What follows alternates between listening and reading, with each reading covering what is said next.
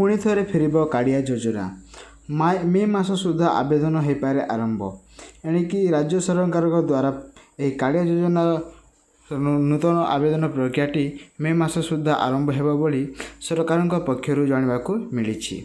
एथिरे अनेक नूतन चाषी जोगदे कृषि कार्य अनेक सहायता हेबा बोली सरकार कहिसेंती। कालिया योजना नूतन आवेदन करने आपको आवेदन करने को पड़ो। यह आप कंप्यूटर बा मोबाइल जेकोसी गोटे ब्राउजर को जाकि ओपन करदेवे। ओपन कर सारापर जो सर्च करदे कालिया पोर्टाल। आम यार लिंक डिस्क्रिप्शन मत देबू।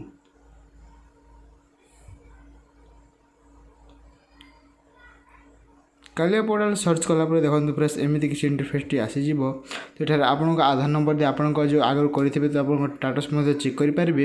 यदि आप नूतन आवेदन करने चाहते तो ये ग्रीवेंस उपरे क्लिक करदे।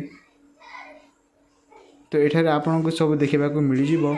तो जदि आप आगर जदि आवेदन करेंगे तो ये देखेब एवं आवेदन प्रक्रियाटी बन अच्छी तेणुप यही पॉपअप देखा मे मास सुधा आवेदन प्रक्रियाटी आरंभ हो तेबे जा आप आवेदन करें।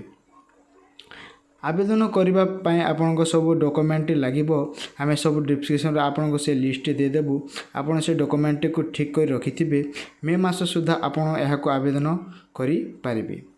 अनेक नूतन चाषी एठारे जोग हेबे बोली राज्य सरकार को बड़ नियुक्ति। राज्य में अनेक लोक कालिया योजना टंका पाई लाभ उठाई। आपण मैंने जदि एहीपरी लाभ उठाइबा चाहते तेबे आज ही कालिया योजना को आवेदन करी दियंतु। एमिति वीडियो देखा फ्रेंड्स आम ओडिया शिक्षा वीडियो को सब्सक्राइब कर दियंतु। धन्यवाद।